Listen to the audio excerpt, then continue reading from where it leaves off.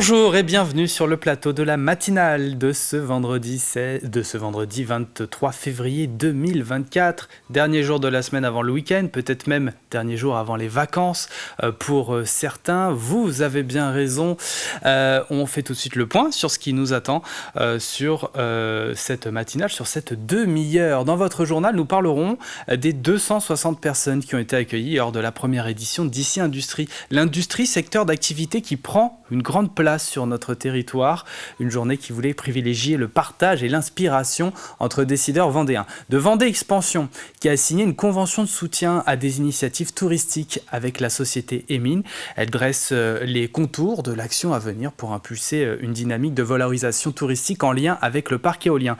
Des rencontres aussi dans votre journal de pompiers revenus de Mayotte et qui nous font part de leurs témoignages, mais aussi d'Evan Elferi, 10 ans, qui est un échec-iste prometteur, un pongiste en devenir. Il y aura le plus de l'info, l'agenda et aussi un passage du prochain sans détour à suivre tout à l'heure. Le jeu également, avec l'occasion d'aller en famille au Nature Zoo de Mervan, découvrir ce site avec plus de 350 animaux. 2 entrées adultes et 2 enfants sont à gagner. La question arrive dans quelques instants. Le 5e et dernier indice également. Mais avant tout ça, les prévisions météo du jour. Ce n'est pas encore ça, mais le pire est passé avec la dépression Louis. Il y a ce ciel de traîne encore, avec ces nombreuses averses qui circulent sur la Vendée.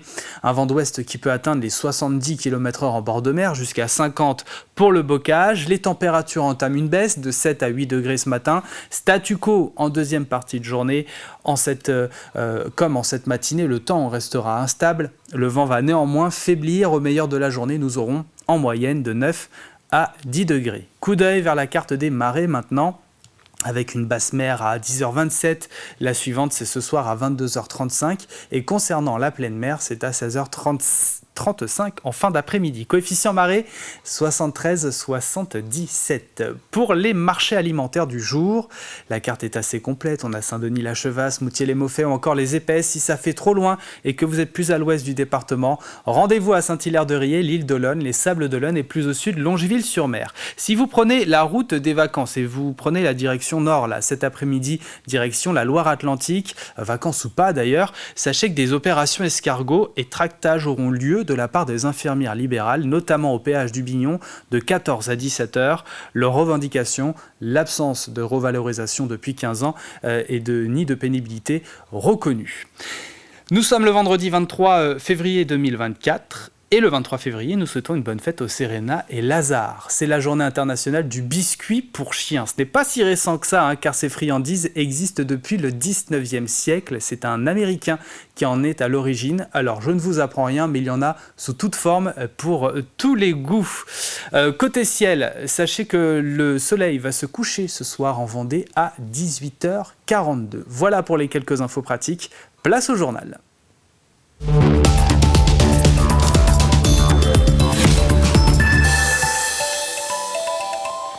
C'est la conséquence des fortes pluies, de la tempête Louis qui est passée par chez nous ces dernières heures. 2 rivières de notre département ont été placées en vigilance orange crue. Il s'agit du Lay qui doit déborder dans le secteur de Mareuil, mais aussi de la Sèvre nantaise au nord-est du département. Des débordements étaient en cours en tout début de matinée du côté de Saint-Mémin. La décrue sera lente en raison des averses qui vont se poursuivre ce vendredi, je vous le disais. Des inondations, mais en plus de la pluie, les rafales de vent étaient importantes aussi, même dans les terres. À La Roche-sur-Yon, on a frôlé les 115 km/h jusqu'à 125 du côté de Saint-Gemme-la-Plaine. C'est aussi ce qu'on a eu du côté de Noirmoutier.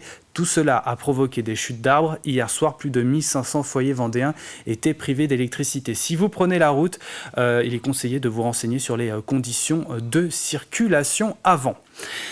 La Chambre de commerce et d'industrie a lancé la première édition d'Ici Industrie. Environ 260 personnes ont été accueillies. Une journée qui voulait privilégier le partage et l'inspiration entre décideurs vendéens. L'industrie concerne 28% des emplois salariés du département. C'est l'un des piliers de notre activité économique, contre 22% en Pays de la Loire et seulement 16% en France. C'est l'agroalimentaire qui vient en tête chez nous. Alors, le but de cette rencontre était de travailler ensemble sur des questions de recrutement, de développement durable, d'intégration de l'IA et de performance pour mieux envisager l'avenir. Sujet signé Mathis Pires. Des lave-vaisselle, des produits du terroir ou encore des cafetières entièrement fabriquées dans le département. Le fleuron de l'industrie vendéenne y est exposé. Ce secteur correspond à 30% de l'activité économique du territoire. C'est 2 fois plus que la moyenne nationale. Et même s'ils sont nombreux, beaucoup se sentent seuls. Au quotidien, on se pose beaucoup de questions. On est dans un univers qui bouge beaucoup. Et on n'a pas souvent les outils ni les clés de nos orientations. Comment mieux recruter, intégrer l'IA ou encore réduire son impact environnemental? Toutes les entreprises sont venues avec leur lot de questions. Comment retenir nos salariés? Comment faire en sorte que demain, les recrutements soient plus faciles? C'était pour me renseigner un petit peu sur ce qui existait un petit peu sur la partie environnement, notamment plus exactement sur la démarche RSE. Essayer de trouver des solutions d'amélioration énergétique sans investissement. Alors, pour y répondre, une feuille, un stylo et retour en salle de classe. Donc on a réfléchi à pas mal de petits ateliers qui pouvaient, je pense, nous donner un peu de curiosité et nous amener vers une orientation de nos entreprises. Ça permet d'avoir des expériences différentes des autres collaborateurs ou des autres entités et de s'enrichir de l'expérience des uns et des autres et puis aussi être à jour de l'actualité par rapport à ces domaines-là. Ça permet de toujours rester en veille et de savoir si nous, on s'oriente aussi dans les bonnes directions, si on n'a pas oublié des choses, si on est aussi à la quête de bonnes pratiques. Donc oui, c'est toujours intéressant d'avoir ça en tête. Cette première édition leur ont permis d'échanger et potentiellement de trouver des solutions aux enjeux du moment. Certains professionnels de l'industrie en ont aussi profité pour dénicher de futurs collaborateurs. Conférence de presse sur le parc en mer au large des îles Dieu et de Noirmoutier. À cette occasion, Vendée Expansion a signé une convention de soutien des initiatives touristiques avec la société Emine. Elle dresse les contours de l'action à venir pour impulser une dynamique de valorisation touristique en lien avec le parc éolien. Chaque année, Emine investit déjà près de 150 000 € dans des partenariats avec des festivals et festivités locales. Depuis que nous sommes attributaires de la zone, c'est-à-dire juin 2014, notre volonté a été, au-delà de cette approche industrielle, de se dire, pour favoriser un ancrage territorial du parc, qu'est-ce que l'on peut faire de plus? Et oui, nous signons des partenariats avec différents partenaires pour des festivités locales, pour des festivités culturelles, pour la mise en valeur de patrimoine local aussi, chaque année depuis maintenant 10 ans. Nous avons partagé une vision commune qui est celle de dire faisons de ce parc un atout pour le territoire. On confie à Vendée Expansion une mission technique pour accompagner une dynamique, faire émerger une dynamique, en tous les cas on le souhaite, touristique en lien avec le parc éolien en mer. Et parmi les idées qui émergent, celle de pouvoir faire des visites des éoliennes en mer quand celles-ci seront en fonctionnement. La première idée comme ça qui spontanément a éclos, c'est l'idée de pouvoir emmener des touristes visiter le parc éolien, contourner les éoliennes, avec sans doute aussi, au-delà de la balade en mer, un contenu scientifique sur, bien sûr, le parc éolien, parce que c'est quand même une machine industrielle assez incroyable, et puis les conséquences, l'impact sur le milieu. Et donc, je pense que c'est une première piste, mais il y en aura sans doute d'autres. Et pour rappel, la construction du parc éolien s'échelonne jusqu'en 2025. Ensuite, place à la mise en exécution jusqu'en 2050 pour les 62 éoliennes du parc. L'approvisionnement en eau potable donne lieu à une crise majeure depuis plusieurs mois à Mayotte. Au départ de l'Hexagone, des moyens ont été déployés par l'État pour soutenir la population. En Vendée, 14 sapeurs-pompiers y sont allés, dont 3 en service de santé pour renforcer l'aide à la population. Témoignage du lieutenant Jean-François Paquier qui s'est rendu dans le nord de l'île. Cette expérience est toujours riche, c'est une belle leçon de vie, aussi bien sur les valeurs, on va dire, l'aspect humain, l'aspect zone de confort, je dirais, qui était réellement en mode dégradé par rapport à la vie de camp sur la base, avec un partage avec les militaires, gérer la logistique, dormir en étoile de tente, les conditions climatiques, les conditions de travail. Donc tous ces aspects-là, il faut qu'on ne travaille pas dans une zone de confort, je dirais, habituelle. La distribution de l'eau était flagrante. On avait des files d'attente qui étaient sur des distances de 300 mètres environ, avec des gens très patients. Mais on sentait aussi quelque part un climat qui pouvait rapidement monter dans les tours, tout simplement par l'attente, par la peur de ne pas avoir d'eau. Donc tout ça se faisait quand même dans un climat, on va dire, serein, malgré le climat social de ce département français. Et l'infirmière Charlotte Kopman, elle, est allée aider la maternité du centre hospitalier de Mayotte. C'est la plus grande de l'île avec plus de 9000 naissances à l'année et il manque de main-d'œuvre dans ce service notamment. Ce qui m'a le plus marqué, c'est la résilience des mamans. En fait, elles arrivent, il y a 7 salles d'accouchement. Et comme je vous disais, 25 accouchements par jour, parfois les salles d'accouchement sont occupées. Donc les mamans, parfois, elles accouchent dans le couloir. Il y a 140% d'occupation dans les lits de maternité. Donc, ce qui veut dire qu'on doublait ou on triplait les chambres. Et personne ne se plaint. Elles sont heureuses d'être prises en charge avec du personnel soignant. Effectivement, il manque du personnel et ils ont un afflux énorme au service des urgences parce qu'ils ont énormément de passages, ils ont énormément aussi de passages à la maternité, que ce soit des mahoraises, que ce soit des mamans qui viennent accoucher des grandes Comores. Donc il y a énormément de travail et en fait au niveau local, le temps aussi de former, parce que l'école d'infirmière par exemple est petite. Donc une fois qu'il y a 12 infirmières qui sont diplômées, il faut quand même du personnel en renfort parce qu'il n'y a pas assez. Et puis une autre rencontre maintenant, celle d'Evan El Ferry. Il a 10 ans, c'est un écheciste prometteur, un pongiste en devenir. Il s'entraîne 2 fois par semaine au club du Cavalier Noir, les échecs, et a une licence de tennis de table au club Stella Sport Tennis de table à Romagne. Une séance a exceptionnellement été organisée dans ce dernier avec ses 2 entraîneurs pour travailler à la fois le tennis de table et les échecs. Alexandre Lenaour l'a suivi pour nous. Assieds-toi. Ce sera peut-être pas plus mal pour voir les choses. Il y a d'un côté le joueur d'échecs réfléchi, parfois impétueux selon son coach. De l'autre, le pongiste tacticien, au toucher de balle soigné, patient dans l'échange.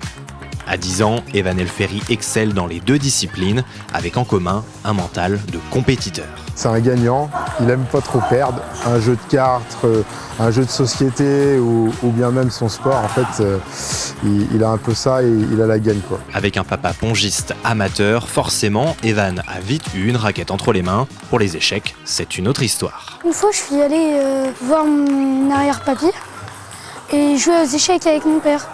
Du coup, moi, forcément, j'ai voulu y aller jouer et ils m'ont dit non. Et mon père, après, il m'a appris à jouer aux échecs. Je suis allée au club d'échecs, j'ai adoré. La séance du jour est unique. Une partie délocalisée à 30 km du club Herbretet d'échecs où évolue Evan, pour se retrouver au cœur du club de tennis de table de la Romagne, où Evan est licencié. À l'origine de l'idée, c'est Yannick Brancard qui y voit alors une complémentarité entre les 2 sports. Pourquoi le tennis de table est complémentaire dans les échecs? Parce que les échecs, c'est un sport statique et qu'un enfant a besoin aussi d'un sport physique. On va amener un jeune à apprendre stratégie, analyse, à s'approfondir avec les échecs.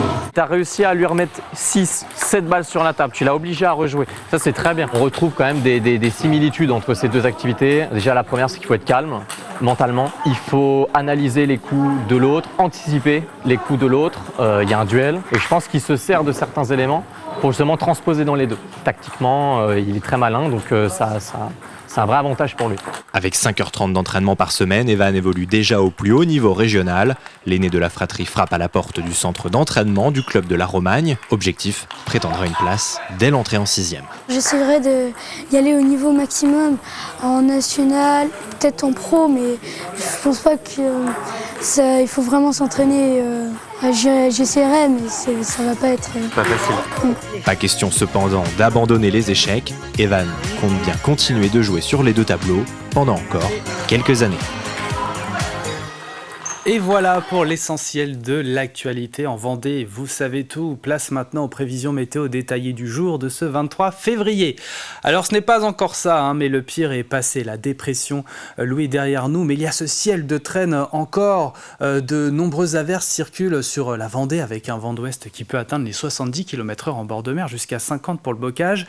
Les températures entament une baisse. 6 degrés aux Herbiers et Mortagne-sur-Sèvre, 7 pour Fontenay-le-Comte, Montaigu-Vendée et La Roche-sur-Yon, 8 Ensuite, sur tout le littoral, comme à Beauvoir-sur-Mer, les Sables d'Olonne ou encore la Tranche-sur-Mer, il fait un tout petit peu plus doux sur l'île-Dieu avec 9 degrés. Statu quo en deuxième partie de journée, comme en cette matinée, le temps restera instable, le vent va néanmoins faiblir. Au meilleur de la journée, nous aurons en moyenne 9 degrés à l'est, 10 à l'ouest. Le calme pourrait revenir demain avec un thermomètre qui restera stable, mais ça ne sera que de courte durée. Nous y reviendrons bien entendu. Nous entrons dans la deuxième partie de cette édition.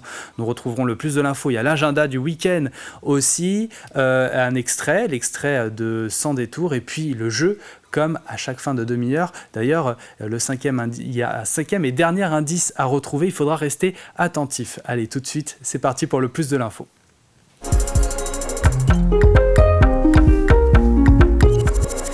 La maison du vélo de La Roche-sur-Yon évolue à partir du mois de mars. Là, très bientôt, la location de vélos électriques est reprise par Impulsion, ce qui permettra à la maison du vélo de se concentrer sur les ateliers de réparation et des conseils pour les habitants de l'agglomération.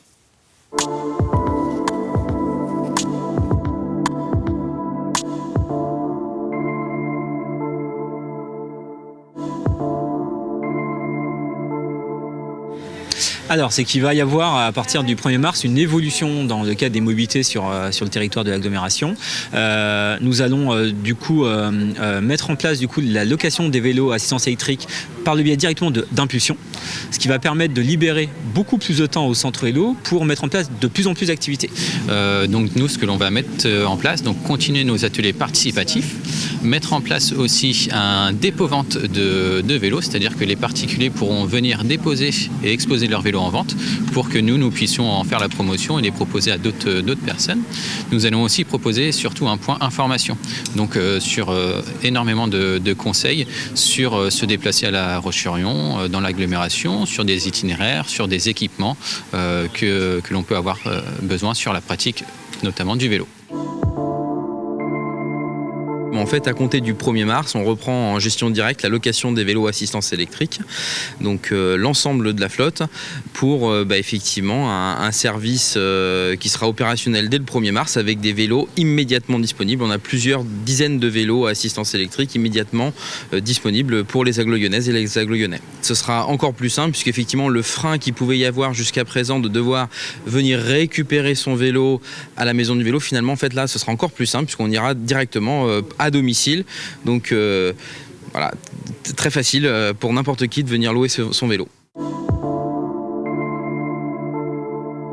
Alors il y a plusieurs formules, 1 mois, 3 mois, 6 mois, 1 an, et pour 1 an c'est 300 € à l'année, et il y a des abonnements à des tarifs réduits pour déjà les abonnés Impulsion qui bénéficieront de tarifs réduits, et pour certains suivant par exemple un étudiant aura un abonnement à 140 € à l'année pour louer son vélo à assistance électrique.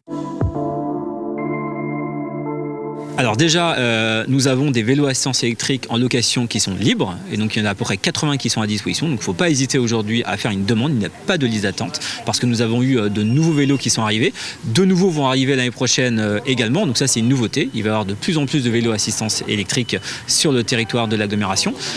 Des vélos en libre service sont mis en place depuis un mois désormais, qui fonctionnent très bien sur toute la ville de La Roche-sur-Yon. Des trottinettes en libre service avec un nouveau prestataire sont arrivées également, et on va également mettre en place, ça a déjà commencé, le système de covoiturage et d'autopartage sur tout le territoire de l'agglomération. Et à partir du 1er septembre, un nouveau réseau de bus va arriver avec des nouveaux itinéraires et qui va amplifier fortement la cadence des bus sur tout le territoire.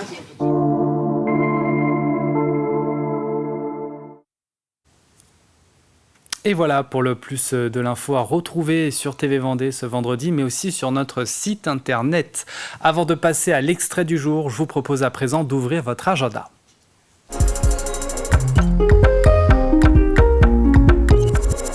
Alors, que faire en Vendée ces prochains jours? Notez bien, nous avons un atelier langue des signes française du côté de Saint-Gilles-Croix-de-Vie.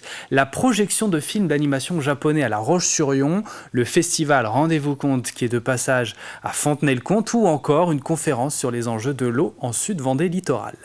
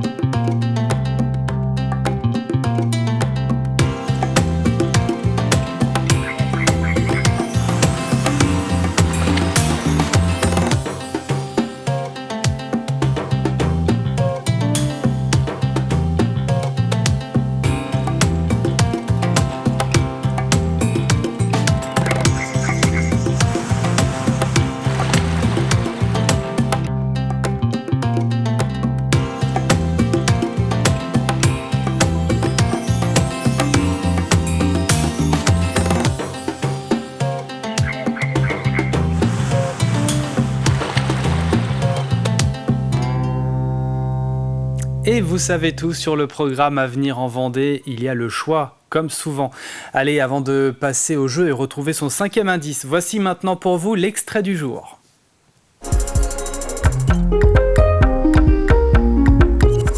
Il s'agit de Sans détour que vous retrouvez tous les vendredis sur TV Vendée. Nous retrouvons Hervé Leroc, il a rencontré Marine, elle travaille au Bel Endroit. C'est un restaurant avec des personnes en situation de handicap qui font le service notamment et qui fête ses 5 ans. Alors on me dit que tu aimes bien danser aussi. Oui, j'adore danser. Alors, et tu danses sur quelle musique? Quel genre de musique tu aimes bien? Le hip-hop? Oui. Non. Si. Tu danses le hip-hop, toi? Oui. Faudra que tu me montres ça une autre fois. Oui. Et on m'a dit, et j'aimerais bien t'entendre, que tu aimais bien chanter. Voilà, c'est ça. Et tu chantes sur quoi comme musique? Comme Manon sans lumière. Ah, mais ça c'est la musique qu'on va écouter, ça. Oui. Qui sont tes meilleurs amis au Bel Endroit? Fabienne. C'est Fabienne, c'est ta meilleure amie? Oui. Elle est sympa avec toi, Fabienne? Et puis Rebecca. Et puis Rebecca aussi. Rebecca et Fabienne. Alors je crois que Rebecca est à la cuisine. Oui. Et Fabienne, c'est la patronne. Voilà. Et elle est très gentille avec toi. Et après on est là-bas après vous? Oui, on va aller là-bas. Quand? Là, on y va? Tout de suite? Oui. Cool. On va aller au Bel Endroit. Oui. Et tu sais ce qu'on va faire là-bas? Non. Tu vas me montrer comment tu travailles. On va regarder la carte. Tu vas me montrer comment tu fais choisir les plats aux gens, comment tu mets la table, comment tu débarrasses. On va tout regarder ensemble, d'accord? D'accord. Ça te fait plaisir? Oui. Et là, on va écouter la musique que tu as choisie. Oui. C'est l'oiseau et l'enfant. Oui. On écoute. Pourquoi tu as choisi cette musique-là? J'adore ça. On écoute et on va voir Fabienne? Oui.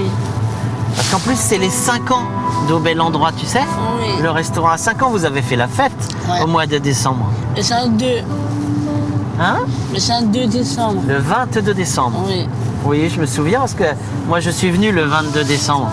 Ah bon? C'est comme ça. Ben oui, je suis venu le midi, c'est comme ça qu'on s'est rencontrés. C'est ça. On écoute L'enfant et l'oiseau de Marie-Myriam? Oui. Allez, on écoute. Le bateau dansant sur les vagues, ivre de vie, d'amour et de vent, belle la chanson naissante des vagues. Tu vois là, c'est TV Vendée, c'est là. Là, il y a marqué TV Vendée. Et ce nouveau numéro est à retrouver dans son intégralité aujourd'hui sur TV Vendée, également sur notre site internet. Avant de marquer une page de publicité et nous quitter, restez avec nous pour le jeu.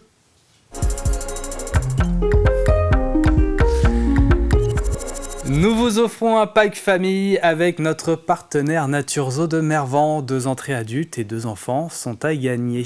Mais pour cela, il faut répondre à la question de la semaine. La voici, quelle commune vendéenne se prépare à la venue des grandes marées de mars? On ne vous laisse pas comme ça, bien entendu, puisque les indices sont là pour vous aider. Et là, c'est le 5e et dernier indice. Attention, il est possible d'y observer le dolmen du Grand Bouillac. Pour jouer, rien de compliqué, vous allez sur notre site internet tvvendée.fr. L'indice peut vous aider, mais les images aussi peuvent clairement vous mettre sur la voie. Bonne chance à toutes et à tous, c'est la fin de cette matinale. Merci de l'avoir suivi. Prochain rendez-vous avec l'info, ce sera à 12h30 avec Diane de Langle. Passez une très belle journée sur TV Vendée.